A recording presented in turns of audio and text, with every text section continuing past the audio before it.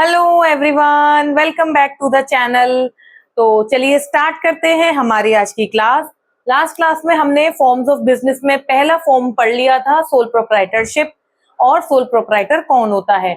आज हम स्टार्ट करने जा रहे हैं हमारा सेकंड फॉर्म ऑफ बिजनेस, जिसका नाम है पार्टनरशिप। तो बच्चों देखो, पार्टनरशिप में क्या होता है कि पार्टनर्स मतलब बेसिकली इसमें क्या होता है, जब दो या दो से ज्यादा जो लोग हैं वो आपस में एक ग्रुप बनाते हैं और ये सोचते हैं कि हमें एक बिजनेस सेटअप करना है।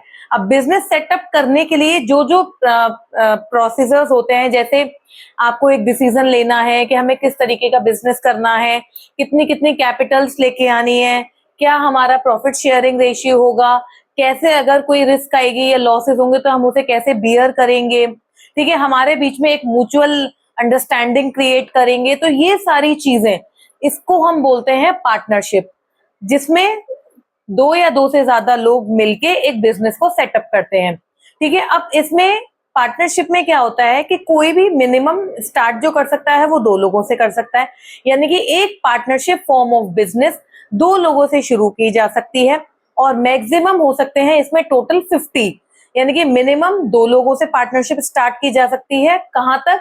50 लोगों तक, यानी कि 50 लोगों तक का बिजनेस पार्टनरशिप बिजनेस हो सकता है। ठीक है, अब एक पार्टनरशिप बिजनेस है, पार्टनरशिप फर्म है, तो ये एक एक्ट के अंदर रजिस्ट्रार हो रही होगी। तो एक एक्ट का नाम है इंडियन पार्टनरशिप एक्ट 1932, जिसके अंदर इसको रजिस्टर कराना चाहिए। और रजिस्टर करता कौन है? रजिस्ट्रार। ठीक है, मैंने बोला कराना चाहिए, तो डेट मीन्स ये ऑप्शनल है। देखो, सोल प्रोप्राइटरशिप में कोई भी एक्ट नहीं था, बट इसमें एक्ट है, तो ये एक इंडियन पार्टनरशिप एक्ट 1932 के अंडर इसको एक्ट को एक पार्टनरशिप को रजिस्टर कराया जाता है और ये टोटली ऑप्शनल है। बट एक फेवर पॉइंट ये होता है कि हमें रजिस्टर कराना चाहिए, बिकॉज अगर इन फ्यूचर कोई लीगल प्रोसेस होता है या लीगल कोई प्रॉब्लम आती है तो वहां पे वो हमें इजी रहता है अगर हमारी पार्टनरशिप फर्म जो है रजिस्टर्ड होती है। ठीक है, और एक पार्टनरशिप डीड होती है। डीड यानी कि बोले तो एक पूरा परफॉर्मा, एक प्रोस्पेक्टस होता है जिसमें सारे पार्टनर्स का डिटेल्ड इंफॉर्मेशन होती है, कितना कैपिटल कोई पार्टनर लेके आया है, क्या प्रॉफिट शेयरिंग रेशियो है, बहुत सारी चीजें उसमें लिखी होती हैं। तो पार्टनरशिप डीड के अंदर ये पार्टनरशिप फर्म को हम कैरी ऑन करते हैं। ठीक है, अब क्वेश्चन ये आया कि क्यों हमें पार्टनरशिप फर्म की जरूरत पड़ी। क्या सोल प्रोप्राइटरशिप कम नहीं था, मतलब सोल प्रोप्राइटरशिप केपेबल नहीं था? तो बच्चे ऐसा नहीं है कि केपेबल नहीं था। पार्टनरशिप फर्म की हमें जरूरत इसलिए पड़ी क्योंकि सोल प्रोप्राइटरशिप में बहुत सारी चीजें लिमिटेड थी, जैसे कि हमारी कैपिटल। एक बंदा एक लिमिटेड कैपिटल ही बिजनेस को लगा सकता है। अब बिजनेस के एक्सपेंशन के लिए, ग्रोथ के लिए हमें बहुत सारी कैपिटल चाहिए, तो ये हमें पार्टनरशिप फर्म में मिली। पार्टनरशिप फर्म में क्या है, जितने भी मेंबर्स आएंगे, जितने भी पार्टनर्स आएंगे, वो एक कैपिटल लेके आएंगे, तो उससे ज्यादा अमाउंट इकट्ठा हो पाएगा और अच्छा बिजनेस का ग्रोथ होगा। ठीक है, अब और डिसीजन मेकिंग, सोल प्रोप्राइटर में एक ही बंदा डिसीजन लेता था, यहाँ पे जितने पार्टनर्स हैं वो उतने डिसीजंस लेंगे। मैनेजरियल स्किल्स सोल प्रोप्राइटर में एक बंदे की होती थी, यहाँ पे जितने पार्टनर्स हैं वो अपने स्किल्स को यूटिलाइज करेंगे to set up the business और टू एक्सपेंशन द बिजनेस। ठीक है, तो पार्टनरशिप जो है एक इजी रहा, एक अच्छा रहा, जिससे हम अपने बिजनेस को एक्सपेंड कर सकते हैं। ठीक है, तो चलिए अब हम पढ़ लेते हैं कि पार्टनरशिप की डेफिनेशन क्या है। तो देखो क्या लिखा है, पार्टनरशिप इज द रिलेशन, ये एक रिलेशन है ऑब्वियसली किसने, दो या दो से ज्यादा लोगों में, जो क्या कर रहे हैं, आर्ग्यू कह रही हूँ, agreed to share the profits of the business. वो इस चीज पे एग्री कर रहे हैं कि जो भी हम बिजनेस करेंगे उसमें जो भी हम प्रॉफिट्स करेंगे उनको हम शेयर करेंगे। कैरीड ऑन बाय ऑल, यानी कि जितने पार्टनर्स हैं उतने, और any of them acting for all. Any of them acting for all मतलब जैसे मान के चलो तीन पार्टनर्स हैं, ए बी एंड सी। ठीक है, अब ए काम पे गया है और बी और सी के साथ कोई मिस हैपनिंग हो गई है, तो वो काम पे नहीं आ पाए, छुट्टी पे है। ठीक है, तो अब जिस दिन ए काम पर गया है, मान के चलो उस दिन प्रॉफिट हो जाता है, तो क्या सिर्फ ए ही शेयर करेगा उस प्रॉफिट को? नहीं, तीनों मिलके शेयर करेंगे क्योंकि तीनों ही पार्टनर्स हैं। ठीक है, तो यानी कि इसका मतलब ये है कि या तो सारे लोग, अब जिस दिन सारे आ रहे हैं तो सारे कर रहे हैं, पर अगर कोई ऐसी कंडीशन आए जिस दिन ये छुट्टी पे हो, उस दिन प्रॉफिट हो जाए या लॉस हो जाए, लॉस होगा तो तीनों बेयर करेंगे, प्रॉफिट होगा तो तीनों शेयर करेंगे। तो यही है any of them acting for all, यानी कि ये इनके लिए भी एक्टिंग कर रहा है, एक्ट कर रहा है। समझ में आया पार्टनरशिप का मतलब क्या होता है, और इसको हम रजिस्टर कराते हैं इंडियन पार्टनरशिप एक्ट के अंदर। ठीक है, अब फीचर्स पढ़ लेते हैं कि इसके क्या क्या फीचर्स हैं। तो पहला फीचर आता है फॉर्मेशन। फॉर्मेशन का मतलब वही है, इजी टू फॉर्म है, आप बहुत ही इजी से फॉर्म कर सकते हैं। जितने पार्टनर्स को आपको लेके आना है वो सारे गए रजिस्ट्रार ऑफिस में, वो तो रजिस्टर्ड वाला प्रोसीजर है, आप फॉर्मेशन भी इजीली कर सकते हैं। ठीक है, सेकंड आ गया लाइबिलिटी। अब इसमें देखो लाइकवाइज जैसे सोल प्रोप्राइटरशिप में लाइबिलिटी अनलिमिटेड थी, इसमें भी लाइबिलिटी अनलिमिटेड है। क्यों है अनलिमिटेड? फॉर एग्जाम्पल 2 करोड़ का लोन था बिजनेस पे और बिजनेस को लॉस हो गया, तो अब बिजनेस के सारे असेट्स को सोल्ड आउट किया गया, तो 1.5 लाख का लोन जो है रिकवर हो गया, फिर भी 50 लाख बचे। तो जो 50 लाख होंगे वो उनके जो जितने भी पार्टनर्स होंगे उनके पर्सनल असेट्स को बेचकर, उनके पर्सनल असेट्स को सोल्ड करके रिकवर किया जाएगा। ठीक है, तो चाहे सोल प्रोप्राइटर हो या पार्टनरशिप फर्म हो, लाइबिलिटी जो है आपकी अनलिमिटेड रहती है। ऐसा नहीं है बिजनेस है तो वो बिजनेस आपका ही है, तो आपकी ही लाइबिलिटी होगी उसके लोन्स को रिकवर करना। ठीक है, थर्ड हो गया रिस्क बियरिंग। रिस्क बियरिंग, अब क्योंकि पार्टनर्स हैं, इक्वल शेयरिंग प्रॉफिट रेशियो है, तो रिस्क भी इक्वली बियर करेंगे। ठीक है, जैसे कि मैंने आपको बताया कि अगर 50 लाख रुपए अभी भी बच रहे हैं लोन को रिकवरी के लिए, तो जितने पार्टनर्स होंगे उसमें इक्वली वो डिस्ट्रीब्यूट कर दिया जाएगा। अब है हमारी डिसीजन मेकिंग। डिसीजन मेकिंग क्या होगी? ये बैलेंस्ड रहेगी। जनरली क्या होता है, जैसे मान के चलिए डे टू डे एक्टिविटीज अगर कोई पार्टनर कर रहा है, जैसे मैंने आपको एग्जांपल बताया कि अगर ये इस दिन किसी दिन छुट्टी पे थे तो ए जो है रोल प्ले कर रहा था उन दोनों के बिहाफ पे भी, तो पर अगर डिसीजन मेकिंग की बात आएगी तो सारे जो मैनेजर्स हैं वो एक्टिवली पार्टिसिपेट करेंगे जो भी एक डिसीजन लेना होगा regarding the expansion of business. ठीक है, कॉन्टिन्यूटी, अब देखो इसमें कॉन्टिन्यूटी की जो है ना, कॉन्टिन्यूटी लैक रहती है, कमी रहती है। जैसे सोल प्रोप्राइटरशिप में था ऐसे ही इसमें है। इसमें क्या होगा, मान के चलिए वही 3 पार्टनर्स हैं, अब सी की डेथ हो जाती है। ठीक है, अगर सी की डेथ हो गई तो इनकी पार्टनरशिप जो है वो खत्म हो गई। अब ये क्या करेंगे, ए और बी मिलके दोनों पार्टनरशिप को कैरी करेंगे पर उस वाली को डिसॉल्व करके, और या फिर सी की जगह कोई पार्टनर आएगा तो। अब कंडीशन केस है अगर डेथ हो गई, ठीक है, या कोई पर्सनल पार्टनर को कोई मेजर इंजरी हो गई या इंसैनिटी हो गई, ठीक है, या कोई पार्टनर इंसॉल्वेंट हो गया, तो बहुत सारी पॉइंट्स हैं जहां पे ये पार्टनरशिप जो है कंटिन्यूटी जो है टूट जाती है, बंद खत्म हो जाती है। फिर से दोबारा से एक पार्टनरशिप बनेगा और फिर उसको वो कैरी फॉरवर्ड करेंगे। ठीक है, नंबर ऑफ पार्टनर्स मैंने आपको बताया कि मिनिमम नंबर ऑफ पार्टनर्स 2 हैं और मैक्सिमम नंबर ऑफ पार्टनर्स कितने हो सकते हैं, 50 हो सकते हैं, ये इसके अंदर आएगा। ठीक है, अब म्यूचुअल एजेंसी रिलेशनशिप में क्या आएगा, देखिए मान के चलिए यही 3 पार्टनर्स हैं ए बी सी। ठीक है, अब इसमें क्या होगा कि ए ने कुछ वर्क दिया सी को कि भाई तुम्हें ये काम करना है, तो सी करेगा because they are the partners. तो यहाँ पे सी क्या हो गया, जो काम कर रहा है वो हो गया एजेंट, और ए कौन हो गया, प्रिंसिपल। ठीक है, लाइकवाइज सी ने कुछ काम दिया ए को कि भाई अब तुम ये वाला काम कर दो मेरा, तो यहाँ पे अब सी कौन बन गया, प्रिंसिपल, और ए कौन बन गया, एजेंट। ठीक है, तो बेसिकली इनके बीच का जो रिलेशनशिप है वो सुपीरियर और सबऑर्डिनेट की तरह है कि कभी कोई सुपीरियर बन जाता है, कोई सबऑर्डिनेट बन जाता है। तो ये एक म्यूचुअल एजेंसी रिलेशनशिप को बिल्ड अप करता है। ठीक है, समझ में आ गया। तो जो आपस की जो म्यूचुअल अंडरस्टैंडिंग है वो ऐसे रहती है कि कभी कोई प्रिंसिपल बन रहा है, कभी कोई एजेंट बन रहा है।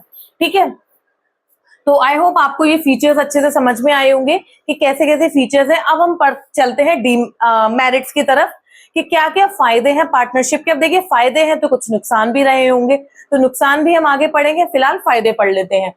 मेरिट्स क्या क्या है, इजी टू फॉर्म है, जो मैंने आपको देखो फॉर्मेशन में बताया कि हम इसको इजीली फॉर्म कर सकते हैं बिना किसी हर्डल्स के।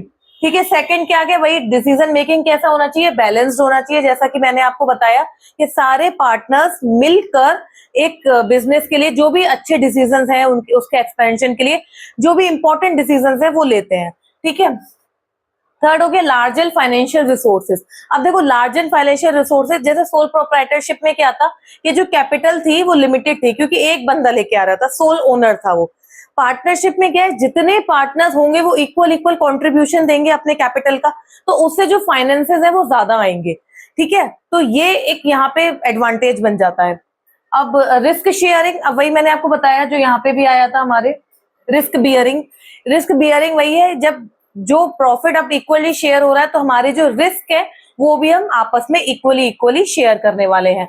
और सीक्रेसी में क्या होता है कि जैसे सोल प्रोप्राइटरशिप में होता था ना कि आपके जो कॉन्फिडेंशियल से डॉक्यूमेंट्स वगैरह या बुक्स ऑफ अकाउंट, ऐसे ही पार्टनरशिप में है कि जो भी आपके बुक्स ऑफ अकाउंट्स हैं या आपका कोई कॉन्फिडेंशियल पॉइंट है वो आपका सीक्रेट ही रहने वाला है अमंग द पार्टनर्स।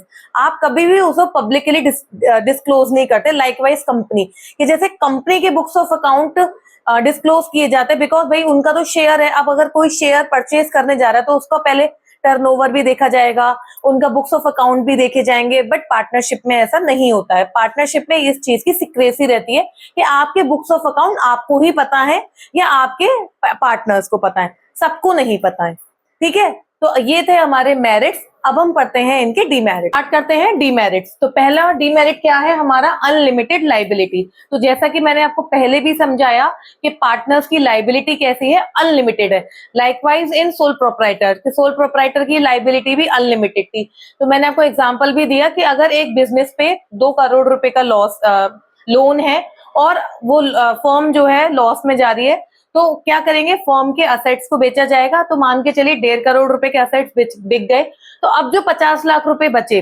वो जो लाइबिलिटी होगी उनकी पार्टनर्स की होगी। अब वो पार्टनर्स के पर्सनल असेट्स को सोल्ड आउट किया जाएगा, तो इसीलिए पार्टनर्स की लाइबिलिटी क्या बन जाती है, अनलिमिटेड बन जाती है। ठीक है, सेकंड क्या है, लिमिटेड रिसोर्सेज।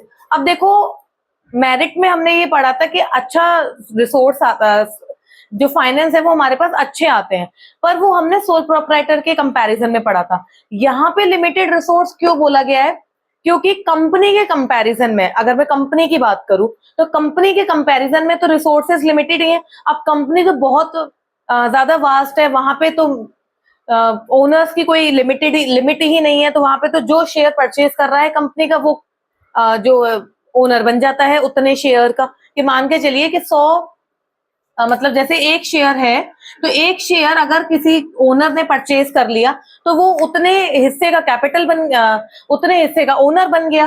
तो इसीलिए यहाँ पे इसीलिए ये लिखा गया है कि जो रिसोर्सेज है वो लिमिटेड है इन कंपैरिजन टू कंपनी। और अगर मेरिट में जाएगा तो in comparison to sole proprietorship form, तो रिसोर्सेज वहां पे ज्यादा बन जाते हैं। ठीक है, थर्ड क्या है, कॉन्फ्लिक्ट। कॉन्फ्लिक्ट आप समझ ही गए कि भाई डिफरेंट पार्टनर्स हैं, डिफरेंट डिफरेंट बैकग्राउंड से आ रहे हैं, उनका फैमिली बैकग्राउंड अलग है। ठीक है, बहुत सारे, तो उसकी वजह से उनके बीच में थोड़े थोड़े कॉन्फ्लिक्ट भी अराइज हो सकते हैं, तो ये एक डिमेरिट बन जाता है।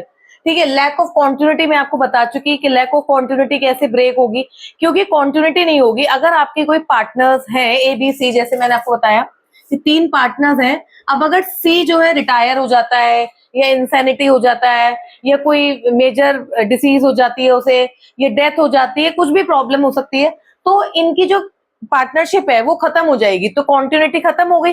फिर ये दोबारा चाहे A और B मिलके तो अपना पार्टनरशिप नया स्टार्ट कर सकते हैं, या फिर अगर किसी C की रिप्लेस करना चाहें तो वो भी कर सकते हैं। पर एट प्रेजेंट अगर कोई सिचुएशन होती है तो वो पार्टनरशिप पहले डिसॉल्व होगी, फिर देन दोबारा स्टार्ट की जाएगी। तो इसीलिए लैक ऑफ कॉन्टिन्यूटी आ जाता है डीमेरिट में। लैक ऑफ पब्लिक कॉन्फिडेंस, अब देखो इसमें क्या होता है, पब्लिक कॉन्फिडेंस में क्या है कि जैसे एक कंपनी है, पहले मैं कंपनी के एग्जांपल से समझाती हूँ आपको। अब एक कंपनी है, अगर कंपनी का मुझे कोई शेयर खरीदना है, तो क्योंकि कंपनी के बुक्स ऑफ अकाउंट, कंपनी की कोई भी कॉन्फिडेंशियल चीज नहीं है, सब डिस्क्लोज है। पार्टनरशिप में तो ऐसा नहीं है, पार्टनरशिप में हमें नहीं पता कि कंपनी लॉस में जा रही है, क्या टर्नओवर है, क्या बुक्स ऑफ अकाउंट में लिखा हुआ है, ये कुछ नहीं पता। कंपनी का सबको पता है, तो कंपनी की एक फेथ और एक ट्रस्ट बन जाता है। पार्टनरशिप में हमें नहीं पता, तो इसीलिए जो पब्लिक का जो कॉन्फिडेंस है वो कमी रह जाती है। अब अगर कोई पार्टनरशिप फर्म किसी से लोन लेने जाएगी तो वहां पे एक फेथ की कमी रह जाती है कि हमें नहीं पता कि जो बिजनेस पार्टनरशिप फर्म है उसका क्या टर्नओवर है, क्या लॉसेस हैं, क्या प्रॉफिट्स हैं, कितने पार्टनर्स हैं। तो यहाँ पे एक ये डिमेरिट बन जाता है पब्लिक कॉन्फिडेंस का। ठीक है। अब रिस्क ऑफ म्यूचुअल एजेंसी, जैसे मैंने आपको बताया, म्यूचुअल एजेंसी मैंने आपको क्या बताया कि कोई भी पार्टनर प्रिंसिपल हो सकता है, कोई भी पार्टनर एजेंट हो सकता है। अब अगर कोई पार्टनर डिसऑनेस्ट होगा तो उसकी वजह से सब पार्टनर्स को टॉलरेट करना पड़ेगा। तो यहाँ पे ये जो म्यूचुअल एजेंसी की जो रिस्क है वो बन जाती है, वो अराइज हो जाती है कि अगर कोई भी एक पार्टनर लॉयल नहीं निकला, चीटर निकला, डिसऑनेस्ट कर रहा है, तो वहां पे सब पार्टनर्स को टॉलरेट करना पड़ता है। ठीक है, तो इसीलिए यहाँ पे ये एक डिमेरिट बन जाता है। तो अभी हमने मीनिंग पढ़ लिया, फीचर्स पढ़ लिए, मेरिट्स पढ़ लिए और डिमेरिट्स पढ़ लिए। अब हमारा मोस्ट इंपॉर्टेंट टॉपिक स्टार्ट होता है टाइप्स ऑफ पार्टनर्स। इस पे लिख लेना मोस्ट इंपॉर्टेंट, ठीक है। और इसको बहुत अच्छे से पढ़ना है, ऑल्दो पढ़ना सारा ही अच्छे से, पर इसको और भी ज्यादा केयरफुली पढ़ना है, ठीक है। तो हमारे इसमें टाइप्स ऑफ पार्टनर्स हैं कि बेसिकली एक पार्टनरशिप फर्म में कितने तरीके के पार्टनर्स होते हैं। तो इसके लिए पहले आपको 4 हैंडल्स पता होने चाहिए, मैं वो लिख रही हूँ 4 हैंडल, फिर उसके एग्जाम्पल दे दे के मैं आपको समझाऊंगी, ठीक है। तो अब पार्टनर्स का काम क्या क्या होता है, देखो क्या करते हैं पार्टनर्स। कैपिटल में कॉन्ट्रीब्यूट करते हैं, तो कैपिटल कॉन्ट्रीब्यूशन। सेकंड क्या करते हैं, प्रॉफिट और लॉसेस को शेयर करते हैं, ठीक है। और क्या करते हैं, पार्टिसिपेट इन मैनेजमेंट, जितने भी फंक्शंस वगैरह होते हैं हम उसमें सब में पार्टिसिपेट करते हैं, जितने भी पार्टनर्स होते हैं। और 4 क्या है, लाइबिलिटी। ये लाइबिलिटी, ऑल्दो हमें पता है कि लाइबिलिटी अनलिमिटेड होती है, तो लाइबिलिटी वाला पोर्शन। तो ये 4 पॉइंटर्स हैं जहां पे हर एक पार्टनर को रोल प्ले करना है, ठीक है। तो स्टार्ट करते हैं हम एक्टिव पार्टनर से। अब एक्टिव पार्टनर कौन है कि भाई रोज जा रहा है बिजनेस पे, या दुकान है या कोई भी फर्म है, रोज जा रहा है, डे टू डे एक्टिविटीज को फॉलो अप कर रहा है, सारा कर रहा है, यानी कि फुली एक्टिव पार्टनर है। तो फुली जब कोई एक्टिव पार्टनर होगा तो वो क्या करेगा, कैपिटल कंट्रीब्यूशन करेगा, ठीक है। कैपिटल कंट्रीब्यूशन कर दी भाई। अब भाई कैपिटल कंट्रीब्यूशन करेगा तो वो प्रॉफिट्स में भी अपना शेयर चाहेगा, और अगर कोई लॉस भी होगा तो उसे भी बियर करेगा, करेगा बिल्कुल, ठीक है। अब एक्टिव पार्टनर है तो वो पार्टिसिपेट भी करेगा, अगर कोई डिसीजन है, कोई मीटिंग है, सब में पार्टिसिपेट करेगा, ठीक है। और अब क्योंकि लाइबिलिटी भी कैसी बन जाएगी, अनलिमिटेड बन जाएगी, तो लाइबिलिटी अनलिमिटेड बन जाएगी, ठीक है। तो ये एक्टिव पार्टनर हो गया। स्लीपिंग या डोरमेंट पार्टनर, इसको हम पैसिव भी बोल देते हैं, ठीक है। ये पैसिव होता है, ठीक है। ये बहुत ज्यादा एक्टिव नहीं रोल प्ले करता है। ये कहता है भाई आपको कैपिटल चाहिए मुझसे ले जाओ, बस मुझे प्रॉफिट दे देना, आपको जितना पैसा चाहिए मुझसे ले जाओ, पर मुझे प्रॉफिट जरूर दे देना, शेयर जरूर दे देना, ठीक है। तो ये क्या कैपिटल में कंट्रीब्यूशन करेगा, बिल्कुल करेगा। प्रॉफिट और लॉस में भी शेयर रहेगा, बिल्कुल रहेगा, पर ये पार्टिसिपेट नहीं करेगा कोई भी मीटिंग्स में, या कोई अगर डिसीजन होगा तो सही पार्टिसिपेट नहीं करेगा। पर इसकी लाइबिलिटी कैसी बनेगी, अनलिमिटेड बनेगी, ठीक है। लाइबिलिटी अनलिमिटेड रहेगी, क्यों, क्योंकि भाई कैपिटल में हिस्सा दे रहा है, प्रॉफिट भी ले रहा है, लॉस भी बियर कर रहा है, तो लाइबिलिटी अनलिमिटेड रहेगी, ठीक है। सीक्रेट पार्टनर कौन है, अब देखो नाम ही है इसका सीक्रेट। सीक्रेट मतलब छुपा रुस्तम वाला, छुपा हुआ होगा, दुनिया को पता ही नहीं होगा कि ये भी एक पार्टनर है, पर वो एक्चुअली में पार्टनर होगा, ठीक है। वो छुप के लोगों के बीच में रह के चीजों को फॉर्मुलेट कर रहा होगा, पॉइंट आउट कर रहा होगा, ठीक है। तो भाई कैपिटल कंट्रीब्यूशन करेगा, बिल्कुल करेगा, ठीक है। प्रॉफिट और लॉस में शेयर भी करेगा, पार्टिसिपेट तो करेगा पर एक्टिवली नहीं करेगा, तो इसीलिए यहाँ पे हम क्रॉस लगाएंगे, ठीक है। क्योंकि वो सीक्रेट पार्टनर की तरह वर्क करे, जैसे सीक्रेट एजेंट होते हैं ना, पार्टिसिपेट तो करते हैं पर उनका नाम नहीं आता कहीं, तो यही है। लाइबिलिटी इसकी भी अनलिमिटेड बन जाएगी, ठीक है।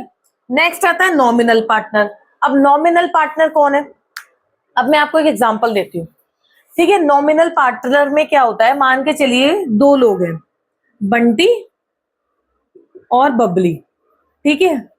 अब इन दोनों ने मिलके एक सनस्क्रीन बनाई, ठीक है। एक सनस्क्रीन बनाई, आजकल वैसे ही बहुत गर्मी पड़ रही है, टैनिंग वगैरह इतनी हो जाती है, तो सनस्क्रीन बनाई इन्होंने। अब इन्होंने सनस्क्रीन बना ली, अब ये सोच रहे हैं कि भाई इसको कैसे बेचा जाए, इसको कैसे ज्यादा एडवर्टाइज किया जाए। तो इनकी फ्रेंड है कैटरीना कैफ, कैटरीना कैफ समझ गए ना भाई। अब इनकी फ्रेंड है कैटरीना कैफ, उससे बोला फोन करके कि भाई कैटरीना जी हमें आपकी याद आई, तो उन्होंने बोला हाँ भाई कैसे हो, मैं आपकी दोस्त हूँ, ये सारी चीजें उनके बीच में कॉन्वर्सेशन हुआ। अब इन दोनों ने बोला, बंटी बबली ने, कि हमने ना मिलके एक सनस्क्रीन बनाई है, अब हमें इसको बेचना है, तो क्या आप इसका एडवर्टाइज कर देंगी?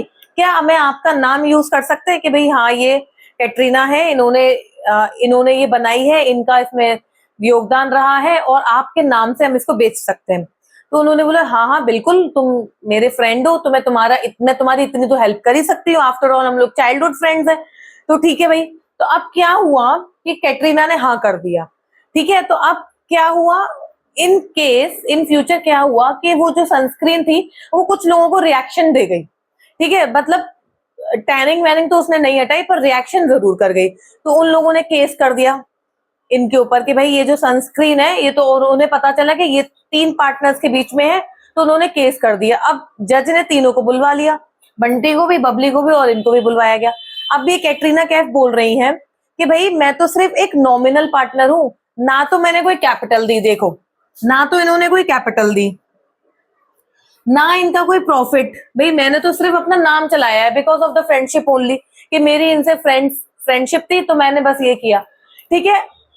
अब ना उन्होंने कोई पार्टिसिपेट किया किसी भी एक्टिविटी में, कोई भी डिसीजन मेकिंग में, कुछ भी नहीं किया, पर लाइबिलिटी उनकी बन गई अनलिमिटेड वाली।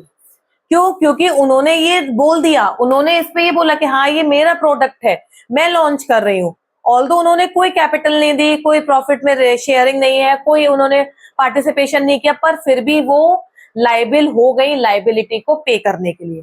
तो दिस इज नॉमिनल पार्टनर। समझ में आया? अब हमारी बारी आती है पार्टनर बाय एस्टोपेल।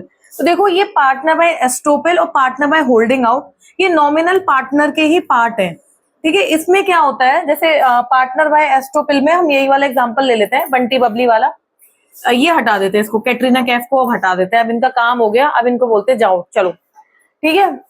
तो अब इसमें क्या होता है, बंटी बबली है, एक और इंसान ले लेते हैं राम, ठीक है। राम क्या है, इनका एक एम्प्लॉयर है, एक सैलरीड पर्सन है जो इनके यहाँ जो है काम करता है, ठीक है। अब बंटी और बबली को ना अलग अलग किसी कंट्री से डील करनी है, जैसे मान के चलो जापान से डील करनी है, ठीक है। वहां पे एक मिस्टर एडम है, ठीक है। मिस्टर एडम से वो डील करना चाहते हैं, अपना जो है कोई भी प्रोडक्ट वगैरह सेल आउट करना चाहते हैं। तो अब बंटी और बबली को ना जापानीज लैंग्वेज नहीं आती, पर राम को आती है। तो राम से बोलते हैं बंटी और बबली कि राम तुम क्या एक हमारा काम कर सकते हो, क्या तुम मिस्टर एडम से बात कर सकते हो, वो जापान में रहते हो और तुम्हें जापानीज लैंग्वेज आती है, तुम सिर्फ रिप्रेजेंट कर देना, ऐसा बोल देना कि तुम इस फॉर्म में पार्टनर हो, ठीक है। तो राम ने बोला ठीक है, मुझे क्या प्रॉब्लम है, मुझे तो किसी से फोन पे तो बात करनी है, ठीक है कर लूंगा। तो राम ने ना अपने आप को ऐसे रिप्रेजेंट किया कि I am the partner of that form और मैं हम लोगों आपसे डील करना चाहते हैं। तो मिस्टर राम ने सारी डिटेल्स वगैरह सारी चीजें एंड ऑल समझा दी उसे। अब मिस्टर एडम क्या समझ रहे हैं कि इस फॉर्म में 3 पार्टनर हैं, बंटी है, बबली है और राम है, ठीक है। मिस्टर एडम को क्या पता कि ये कौन है, वो तो रिप्रेजेंट बन के बात कर रहा है ना कि मैं एक पार्टनर हूँ, ठीक है। अब इन फ्यूचर क्या होता है कि लॉस हो जाता है या कोई नुकसान हो जाता है, तो मिस्टर एडम जो है कोर्ट में जाते हैं अपना लॉस रिकवर करने के लिए। अब मिस्टर एडम ने उसमें ये लिखे होते हैं कि they are the 3 partners, Bunty, Babli और राम। अब राम को भी कोर्ट में बुलाया जाता है। राम कहता है कि मैं तो पार्टनर हूं ही नहीं, मैं तो एक एम्प्लॉयर हूं, मेरे को तो ये लोग सैलरी देते हैं। पर मिस्टर एडम कहते हैं कि नहीं नहीं, मुझसे इन्होंने ही बात करी थी, सारी डिटेल्स वगैरह जो भी डील उन्होंने करी है सारी इन्होंने ही समझाई थी। तो इस सिचुएशन में क्या होगा, अब देखो राम ने कोई भी कैपिटल में कंट्रीब्यूशन नहीं किया, ठीक है, कोई भी कंट्रीब्यूशन। अब कोई कैपिटल में कोई कंट्रीब्यूशन नहीं है तो प्रॉफिट में भी कोई शेयरिंग नहीं होगी, क्योंकि वो एक एम्प्लॉयर है तो कोई पार्टिसिपेट भी नहीं कर रहा, पर उसकी लाइबिलिटी अनलिमिटेड बन गई। क्यों बन गई? क्योंकि उसने अपने आप को ऐसे रिप्रेजेंट कर दिया कि I am the partner of that form, ठीक है। तो इसको कहते हैं पार्टनर बाय एस्टोपेल, कि अपने आप को रिप्रेजेंट करना कि मैं उस फर्म का पार्टनर हूं बट एक्चुअली में वो नहीं भी है, ठीक है। तो इसको बोलते हैं पार्टनर बाय एस्टोपेल। तो आई होप आपको समझ में आया होगा। अब बारी आती है पार्टनर बाय होल्डिंग आउट की। होल्डिंग आउट में क्या होता है, होल्डिंग आउट में भी हम इन दोनों को ही ले लेते हैं, इन तीनों को दे लेते हैं, एडम जापान को हटा देते हैं। अब इसमें क्या होता है कि बबली को और बंटी को ना लोन चाहिए लोन चाहिए राम से चाहिए। तो बंटी और बबली जाते हैं राम के पास कि हमें एक लोन दे दो, और इनके साथ एक ऐसे ही कोई और बंदा चला जाता है जिसका नाम है श्याम, ठीक है। वो ऐसे ही चला जाता है कि भाई चलो मैं भी चल रहा हूं, तुम जा रहे हो तो। अब ये राम से लोन लेने गए। अब बंटी और बबली राम से कह रहे हैं कि हम ना पार्टनर्स हैं, बंटी, बबली और श्याम, हम तीनों पार्टनर हैं, और श्याम उस स्टेटमेंट को सुन रहा है पर मना नहीं कर रहा है। तो राम क्या समझ रहा है कि भाई ये तीनों पार्टनर्स हैं, अब तीनों को देख के उसने जो है लोन दे दिया। अब इन फ्यूचर जब लॉस हो रहा है तो वो लोन की रिकवरी के लिए कोर्ट में गए, तो राम कह रहे हैं कि इस फर्म के 3 पार्टनर्स हैं, बंटी, बबली और श्याम। श्याम कह रहे हैं मैं तो कोई पार्टनर हुई नहीं, मैं तो बस उस दिन ऐसे ही चला गया था। पर कोर्ट क्या कह रही है कि जब आपको ये स्टेटमेंट बोला जा रहा था कि हम 3 पार्टनर है तो आपने डिनाई भी नहीं किया, तो श्याम इसमें लाइबल हो जाता है लाइबिलिटी के लिए। तो यहाँ पे देखो कोई कैपिटल में कंट्रीब्यूशन नहीं था श्याम का, कोई प्रॉफिट शेयरिंग नहीं थी, कोई पार्टिसिपेशन नहीं था, नथिंग एट ऑल, पर यहाँ पे उसकी लाइबिलिटी बन जाती है। क्योंकि जब स्टेटमेंट बोला जा रहा था कि हाँ ही इज द पार्टनर, तो उसने मना नहीं किया। तो इसको बोलते हैं पार्टनर बाय होल्डिंग आउट। समझ में आया?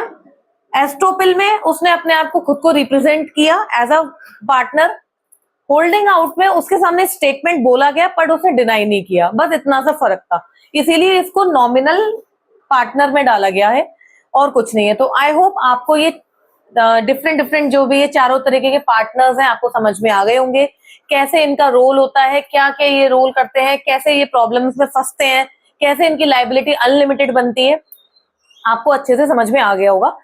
मैंने एग्जांपल्स देके समझाया है।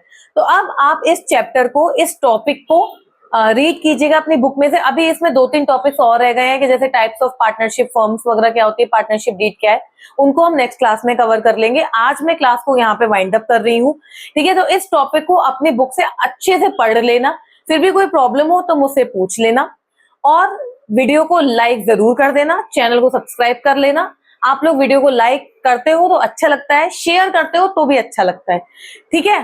तब तक के लिए अच्छे से पढ़िए, मुस्कुराइए, खुश रहिए। Bye bye, take care, thank you.